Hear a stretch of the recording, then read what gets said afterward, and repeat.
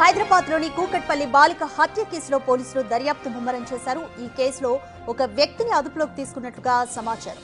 అదే బిల్డింగ్ లో అద్దెకుంటున్న ఒడిశాకు చెందిన సంజీవ్ రావును ప్రశ్నిస్తున్నారు. ఆ వ్యక్తి గతంలో తన భార్యకు చేతబడి చేశారంటూ ఓ యంత్రం కూడా కట్టించుకున్నాడు. ఈ కేసులో సంజీవ్ రావు అతని భార్యను విచారిస్తున్నారు.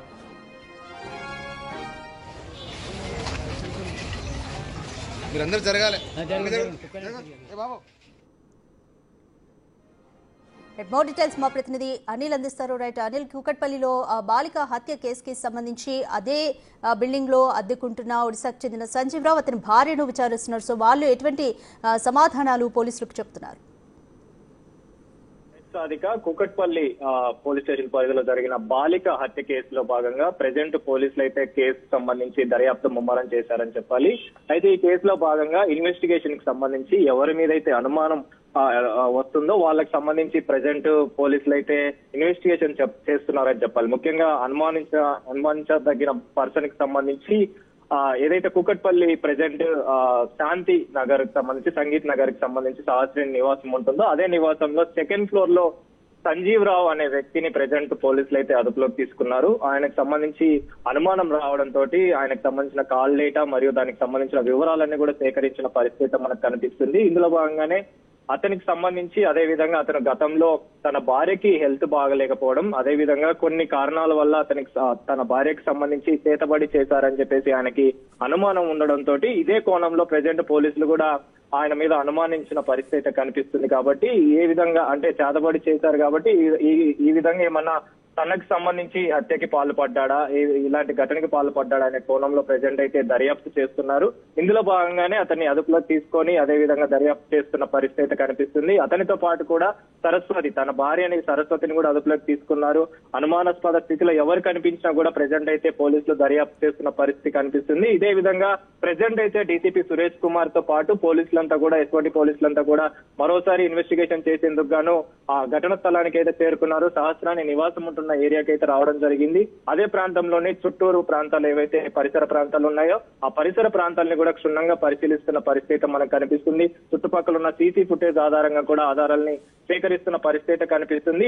ఈ కేసుని ప్రెజెంట్ పోలీసులు అయితే ఛాలెంజింగ్ గా తీసుకున్నారు. ఖచ్చితంగా అంతకుని పట్టుకునేలాగా, నిందితుని పట్టుకునేలాగా అయితే 4 బృందాలుగా ప్రెజెంట్ ఆ గాలింపు చర్యలు అయితే కొనసాగుతున్నాయి. ఈ 4 బృందాలకు కూడా ప్రత్యేకంగా గాలింపు చర్యలు చేపడుతున్న పరిస్థితి మనకు కనిపిస్తుంది. ఖచ్చితంగా ఈ గడిచిన 24 గంటల్లో కూడా కేసుకు సంబంధించి దర్యాప్తు వేగవంతం చేశారు. కాబట్టి ఈ దర్యాప్తులో ఖచ్చితంగా ఆ అంతకుడు ఎవరైతే ఉన్నారో వాడిని ఖచ్చితంగా పట్టుకుంటామని చెప్పేసి కూడా పోలీసులు తెలుపుతున్న పరిస్థితి మనకు కనిపిస్తుంది. రాధిక, రైట్ అనిల్, సహస్ర హత్య కేసుకి సంబంధించి తెలిసిన వారే చేసి ఉంటారు అనేది మొదటి నుంచి అనుమానిస్తున్న అంశం. అయితే ఇప్పుడు సంజీవ్ రావు అతని భార్యను విచారిస్తున్నారు. ఇంకా ఎవరెవరిని పోలీసులు కుటుంబ సభ్యులు అనుమానిస్తున్నారు?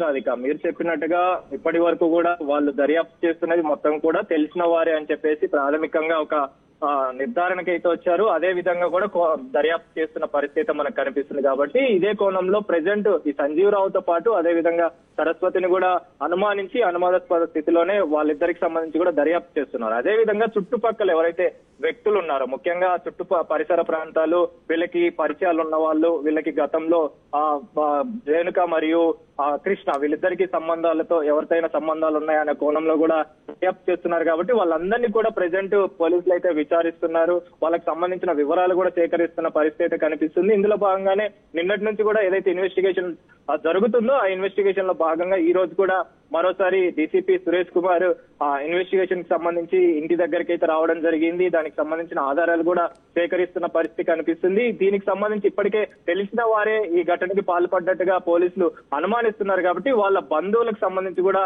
వివరాలు సేకరిస్తున్నట్టుగా కూడా తెలుస్తుంది. వాళ్ళ దగ్గర బంధువులు ఎవరైనా ఈ ఘటనకి పాల్పడ్డారా అనే కోణంలో కూడా దర్యాప్తు అయితే చేస్తున్నారు. కాబట్టి ఇది ఖచ్చితంగా తెలిసిన వారనేది వాళ్ళైతే ప్రాథమిక నిర్ధారణకైతే వచ్చారు. కాబట్టి ఇందులో భాగంగానే ప్రతి ఒక్కరిని కూడా ఎవరైతే అనుమానాస్పద స్థితిలో కనిపిస్తున్నారో వాళ్ళందరినీ కూడా ప్రెజెంట్ దర్యాప్తులో భాగంగా విచారిస్తున్న పరిస్థితి మనకు కనిపిస్తుంది. Radhika, thanks for the update Anil.